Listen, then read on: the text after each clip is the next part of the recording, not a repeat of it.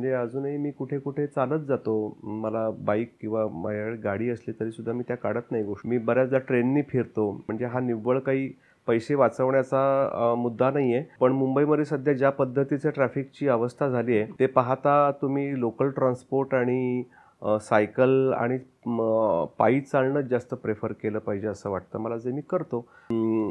Hotelling पण आम्ही करतो, पण आम्ही ते सुद्धा जेवढं कमीत कमी करता येईल तेवढं आम्ही करतो.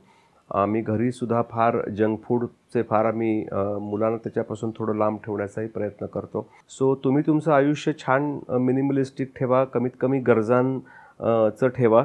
मुलं पण त्यातून शिकतील, पैशाचं सेविंगही शिकतील आणि मग जो अनाठायी पैसा मला पाहिजे माझ्या आयुष्यासाठी, ही जी एक हाव निर्माण होते ती होणार नाही.